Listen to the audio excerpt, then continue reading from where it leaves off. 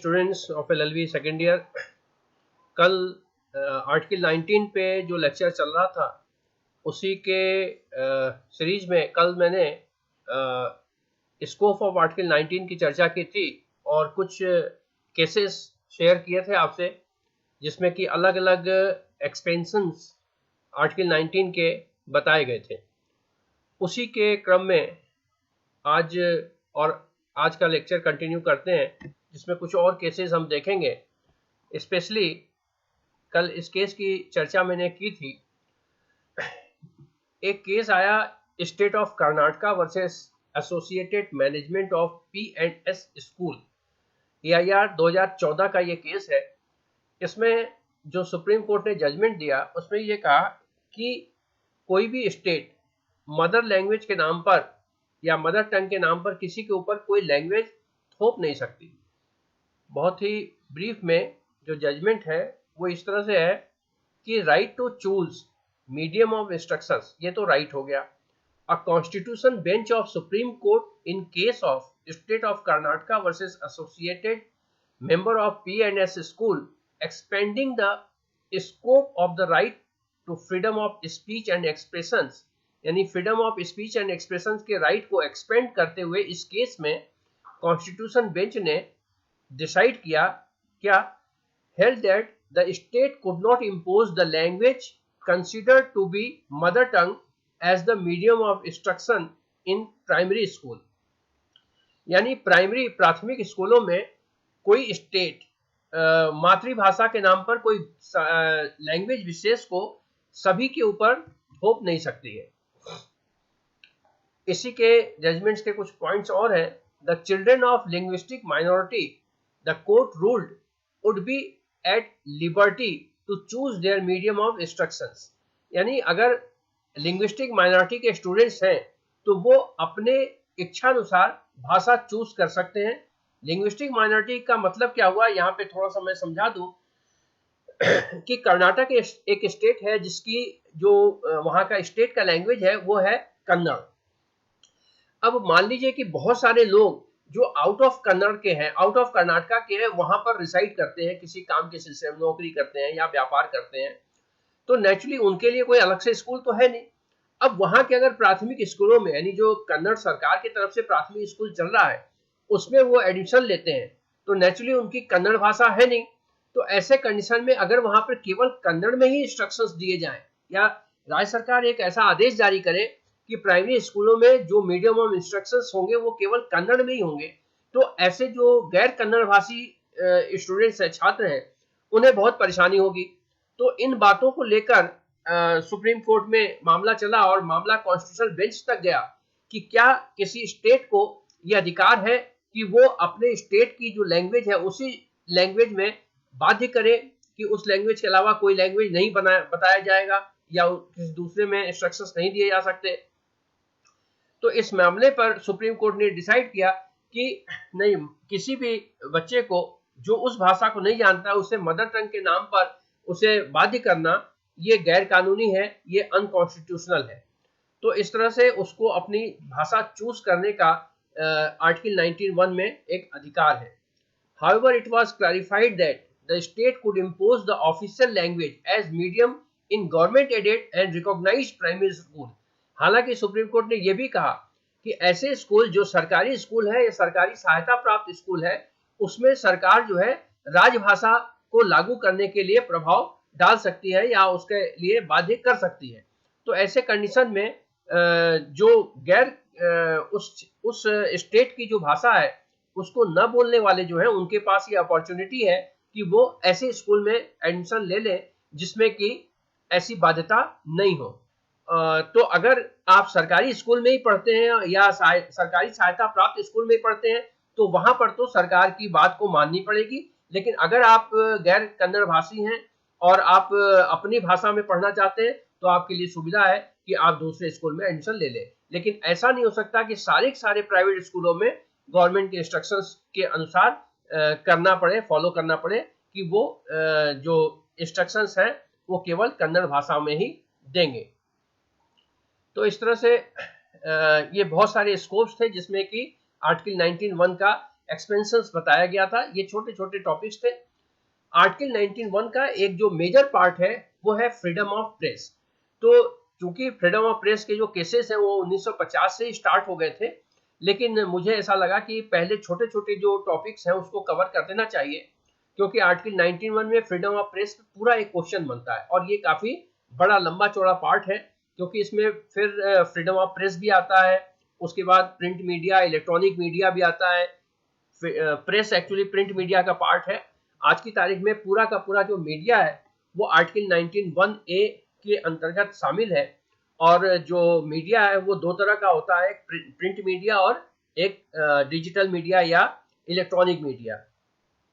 तो जो अखबार है, पत्रिकाएं हैं, मैगजीन्स हैं, ये सारे प्रिंट मीडिया में कवर होते हैं। और इसी तरह से टेलीविजन है, फिल्म है, टीवी सीरियल है, या फिर आपके जो टेलीकास्ट है, इंटरनेशनल टेलीकास्ट या नेशनल टेलीकास्ट, ये सारे के सारे इलेक्ट्रॉनिक मीडिया में कवर होते हैं। तो जैसा कि आप जानते हैं कि इलेक्ट्रॉनिक मीडिया का जो प्रभाव है हमारे यहाँ वो लगभग 85 ऑनवर्ड बढ़ा है। 85 तक जो मीडिया था वो कुल मिलाकर प्रिंट मीडिया ही था। तो प्रिंट मीडिया से रिलेटेड बहुत सारे केसेस हैं और इसमें कई बार सरकार और मीडिया के बीच में एक कन्फ्लिक्ट भी देखने में आता है। विशेष तौर पर 75 में जब इमरजेंसी का टाइम था उस वक्त, और जब भारत आज़ाद हुआ था उस वक्त भी प्रिंट मीडिया को सरकार के द्वारा रेगुलेट करने की कोशिश की गई थी और तरह तरह के नियम बनाए गए थे जिससे कि मीडिया के ऊपर एक दबाव बना के रखा जा सके। लेकिन कोर्ट का जो एक ट्रेंड निकल के आया इस जजमेंट के माध्यम से, वो देखने में ये आता है कि कोर्ट ने हमेशा जो प्रेस की लिबर्टी है उसको फेवर किया है। तो अब ये कौन कौन से इंपॉर्टेंट केसेस है इसको हम सिलसिलेवार देखेंगे। जैसा कि स्लाइड में आप देख पा रहे हैं कि unlike the American constitution, article 19(1) does not specifically और separately provide for liberty of the press. जैसा कि आर्टिकल 19 सब क्लॉज 1 के ए से लेकर जी तक में आपने देखा कि 6 तरह के अधिकार हैं, लेकिन फ्रीडम ऑफ प्रेस या लिबर्टी ऑफ प्रेस जैसा कोई अधिकार नहीं दिया गया है। हालांकि अमेरिकन कॉन्स्टिट्यूशन में इस तरह का स्पष्ट प्रावधान है। तो यहाँ पर ये चीजें सुप्रीम कोर्ट के जजमेंट के माध्यम से आई है। सबसे पहला केस इसमें था Brajbhushan versus state of Delhi. But in case of Brajbhushan versus State of Delhi AIR 1950, it has been settled that the right to freedom of speech and expression in Article 19(1)(a) includes the liberty of press. तो इस slide में जो दो paragraph लिखे हैं इसका मतलब सिर्फ इतना है कि चूंकि हमारा कॉन्स्टिट्यूशन, जब भी हम सैलिएंट फीचर्स पढ़ते हैं तो हम ये बताते हैं कि हमारे कॉन्स्टिट्यूशन में ये पार्ट, फला पार्ट अमेरिका से लिया गया है, अमेरिकन कॉन्स्टिट्यूशन से, फला पार्ट कॉमन लॉ से या ऑस्ट्रेलिया से, कनाडा से वगैरह वगैरह। तो भले ही अमेरिकन कॉन्स्टिट्यूशन में freedom of press expressly discuss किया गया है या प्रोवाइड किया गया है प्रोविजन उसके, लेकिन हमारे कॉन्स्टिट्यूशन में ये चीजें नहीं थी। और ब्रिजभूषण के केस में जो सुप्रीम कोर्ट का जजमेंट आया उसमें सुप्रीम कोर्ट ने ये कहा कि जो लिबर्टी ऑफ प्रेस है वो 19(1)(a) में इंक्लूडेड है।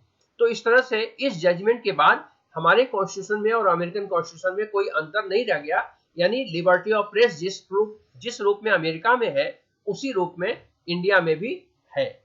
तो ये एक पार्ट हो गया कि फ्रीडम ऑफ प्रेस जो है वो 19(1)(a) का एक पार्ट है by the judgement of Supreme Court in case of Brijbhushan versus state of Delhi.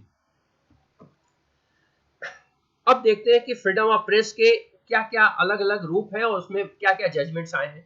Various aspects of freedom of press are discussed below.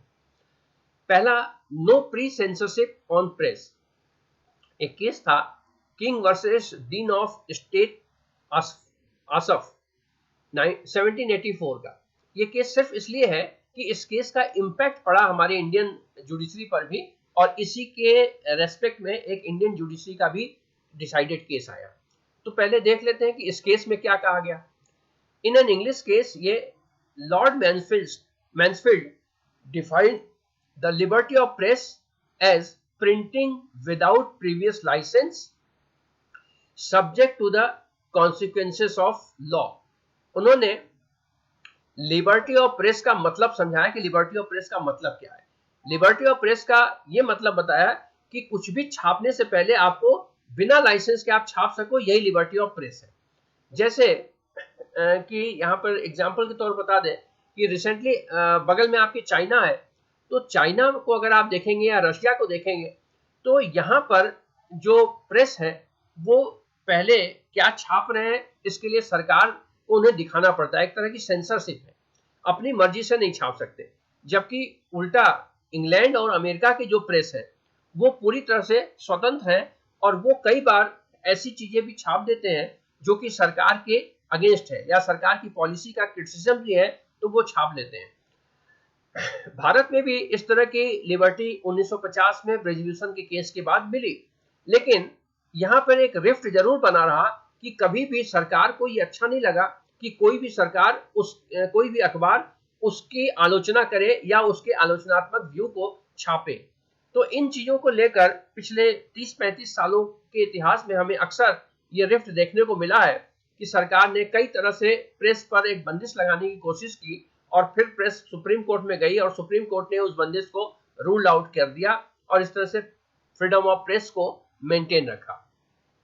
तो यहाँ पर ये जो जजमेंट है उसका सिर्फ इतना सा मतलब है कि बिना किसी लाइसेंस के, बिना किसी रेस्ट्रिक्शंस के प्रेस जो है वो अपनी बात छाप सके, ये मतलब है लिबर्टी ऑफ प्रेस का। ब्रिजभूषण के केस में जो जजमेंट आया उसका क्या इन्फरेंस था? The freedom of press thus means the right to print and publish what one pleases without any previous permission. Imposition of pre-censorship on publication is therefore violative of the freedom of press unless justified under clause 2 of article 19. तो जो मैनफील्ड में judgement दिया था लगभग उसी तरह का judgement Brijbhushan के केस में सुप्रीम कोर्ट ने दिया और उन्होंने ये कहा कि अगर अखबार में कुछ छापने के लिए सेंसरशिप लगी हो तो उस कंडीशन में या उसके लिए परमिशन लेनी पड़ती हो या पहले क्या छापना है इसको सरकार से चेक कराना पड़ता हो, तो ये जो है एक तरह का आर्टिकल 19(1) पे हैमरिंग है। और आर्टिकल 19(1) पे किसी भी तरह का रेस्ट्रिक्शंस 19(2) के अलावा किसी आधार पर नहीं लगाया जा सकता। 19(2) क्या है? ये मैंने स्टार्टिंग में आपको कहा था कि 19(1) में जिस तरह से 6 अधिकार दिए गए हैं, इसी तरह से 19(2) से 19(6) तक उसके पैरेलल उस पर रेस्ट्रिक्शंस बताए गए हैं। तो ये बात तो अब इस्टेब्लिश्ड हो गया है कि जो भी फंडामेंटल राइट है उस पे किसी भी तरह का कोई रेस्ट्रिक्शंस मनमाने तौर पर नहीं लगाया जा सकता जब तक कि उसी संविधान के आधार पर न लगाया गया हो। तो संविधान के किसी भी फंडामेंटल राइट पर रेस्ट्रिक्शंस लगाने के क्या अधिकार है ये संविधान में ही दिया गया है। यहाँ पर हम जब आर्टिकल 19 की बात करते हैं तो आर्टिकल 19(1)(a) पर जो रेस्ट्रिक्शंस लगाए जा सकते हैं उसका जो आधार है, उसके जो ग्राउंड्स हैं, वो आर्टिकल 19 सब क्लॉज 2 में दे रखा है। तो इसलिए ब्रिजभूषण के केस में सुप्रीम कोर्ट ने कहा कि प्री सेंसर शिप या किसी भी तरह का कोई परमिशन अगर इम्पोज किया जाता है तो ये आर्टिकल 19(1)(a) का वायलेशन होगा और 19(1) के यानी स्पीच और एक्सप्रेशन पर या प्रेस पर 19(2) के अलावा किसी आधार पर कोई रेस्ट्रिक्शंस नहीं लगाए जा सकते। क्लियर है? अब नेक्स्ट देखते हैं, एक केस आया Rajagopal versus state of Tamil Nadu. इसके बीच में बहुत सारे केसेस और हैं जो प्रेस के विभिन्न तरह के रेगुलेशन से संबंधित है, लेकिन यहाँ पर केवल लिबर्टी ऑफ प्रेस के नेचर की बात करते हैं तो इसलिए कुछ सेलेक्टेड केसेस दिए गए। जैसे एक 95 का आया case R Rajagopal versus state of Tamil Nadu. The court held that neither the government nor the official had any authority to impose a prior restraint upon publication of a material on the ground that such material was likely to be defamatory of them। यानी किसी भी सरकार को या किसी भी सरकारी अधिकारी को यह अधिकार नहीं है कि वो जो है कोई पब्लिकेशन करने से पहले उस पर कोई अवरोध लगा सके इस आधार पर कि कहीं आप कोई डेफिनेटरी स्टेटमेंट तो नहीं छाप रहे हो। अगर इसका सीधा सा मतलब यह है कि अखबार को पूरी तरह से लिबर्टी है कि क्या छापे और ना छापे, क्योंकि अखबार में जो भी छपता है अगर वो न्यूज नहीं है, किसी का व्यूज है, न्यूज और व्यूज दो चीजें छपते हैं अखबार में, एडवर्टीजमेंट छपता है, तो हम जहां तक न्यूज और व्यूज की बात कर रहे हैं, तो न्यूज तो वो है जो ऐसा है, जैसा देखा गया वैसा छपा, उसके बारे में एक सक्षम आधार, मजबूत आधार न्यायालय के प्रेस के पास होनी चाहिए कि जो उसने छापी है वो वास्तव में ऐसा कुछ घटा है या वास्तव में वैसा हुआ है। जहां तक व्यूज की बात है, तो जो व्यूज छपता है वो उस व्यक्ति का ओरिजिनल होता है, अखबार केवल एक माध्यम है छापने वाला। लेकिन अगर कोई इस तरह का प्री सेंसरशिप लगाया जाए या कोई इस तरह का रेस्ट्रिक्शन लगाया जाए कि आप कुछ भी छापोगे तो कहीं वो डिफेमेटरी तो नहीं है, इसलिए उस जिस मटेरियल को आप छाप रहे हो वो डिफेमेटरी तो नहीं है, इसके लिए आपको सरकार से परमिशन लेनी पड़ेगी या अधिकारियों से चेक कराना पड़ेगा, तो ऐसा जो प्रोविजन है ये सुप्रीम कोर्ट ये कहते हैं कि ये अनकॉन्स्टिट्यूशनल है। अगर कोई डिफेमेटरी है तो उसके लिए लीगल प्रोविजन है, उसके लिए पीटीआई है, वहां कर सकते हैं शिकायत, और अगर ये सही में पाया गया कि पेपर वाले ने इंटेंसली इस तरह के डिफेमेटरी स्टेटमेंट छापे हैं तो अखबार के खिलाफ कार्रवाई हो सकती है। लेकिन किसी भी तरह का प्रायर रेस्ट्रेंट या कोई प्री सेंसरशिप इम्पोज नहीं किया जा सकता है। However, pre-publication ban can be justified in the interest of justice when there is a clear and imminent danger to the administration of fair justice and not otherwise। उसी में एक आगे case आया रिलायंस पेट्रो लिमिटेड, तो जो चूंकि judgement तो बहुत बड़े बड़े होते हैं, उसके बहुत शॉर्ट पीरियड में लिखे जाते हैं, शॉर्ट फॉर्म में, तो उसी जजमेंट का एक क्लैरिफिकेशन यहाँ पर है इस केस में, जो पिछला जजमेंट था राजगोपाल के केस में, कि हालांकि प्री पब्लिकेशन बैन यानी पब्लिश करने से पहले कोई रोक अगर लगाया गया है तो in the interest of justice उसको जस्टिफाई किया जा सकता है। यानी अगर आप कोई खबर ऐसी छाप रहे हैं जिस पर कि कोई न्यायालय का निर्णय आने वाला है और वो निर्णय ये जो पब्लिकेशन है उस निर्णय को प्रभावित कर सकता है, तो ऐसा कोई मटेरियल छापने से रोक लगाई जा सकती है, क्योंकि वो जो न्याय प्रशासन है उसके लिए ये खतरा उत्पन्न कर सकता है। तो यहाँ पर क्या छापना और क्या नहीं छापना है, इसको पढ़ने के लिए आपको राजगोपाल और रिलायंस पेट्रो इन दोनों के केस की ज्वाइंट स्टडी करके देखना पड़ेगा। तो इससे पहले वाला मैटर यानी ये और उसके बाद ये, इन दोनों के ज्वाइंट इफेक्ट से ये निष्कर्ष निकल के आता है कि कोई अखबार पर पहले से कोई बैन लगाना कि आप कोई डिफेमेटरी स्टेटमेंट नहीं छापोगे ये गैर कानूनी है। लेकिन अगर ऐसा कोई छापने वाला है जो न्याय प्रशासन को नुकसान पहुंचाने वाला है, तो निश्चित तौर पर उस पर इस तरह का जो बैन है वो जस्टिफाई किया जा सकता है।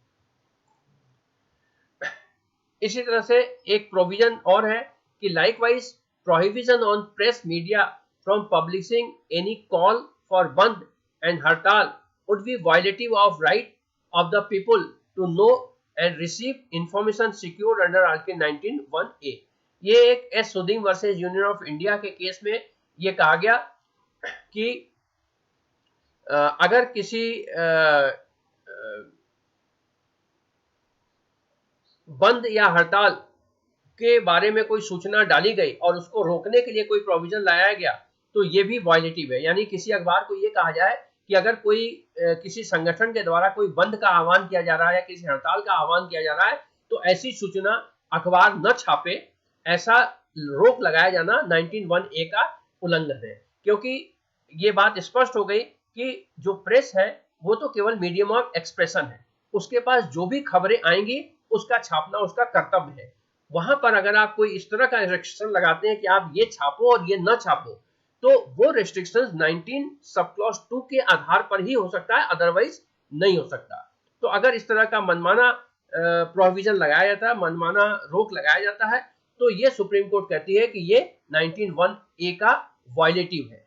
ठीक है, तो इस तरह से अभी ये काफी आगे और केसेस हैं, तो आज की तारीख में हम इतना ही रोक लगाते हैं क्योंकि लगभग 20 मिनट होने जा रहा है। नेक्स्ट जो है इसकी चर्चा और करेंगे, क्योंकि जो फ्रीडम ऑफ प्रेस है ये बहुत बड़ा पार्ट है और इस पर लगभग एक फुल क्वेश्चन आता है। 3 तरह के क्वेश्चन बनते हैं, एक ओवरऑल 19(1)(a) पर बनता है स्पीच एंड एक्सप्रेशन पे, एक फ्रीडम ऑफ प्रेस पे और एक रेस्ट्रिक्शंस पे भी अलग से बनता है। तो आर्टिकल 19, आर्टिकल 21 ये दोनों बहुत बड़े बड़े चैप्टर हैं, तो इसकी जो रेस्ट पार्ट की चर्चा हम कल करेंगे। Okay, all the best, thank you.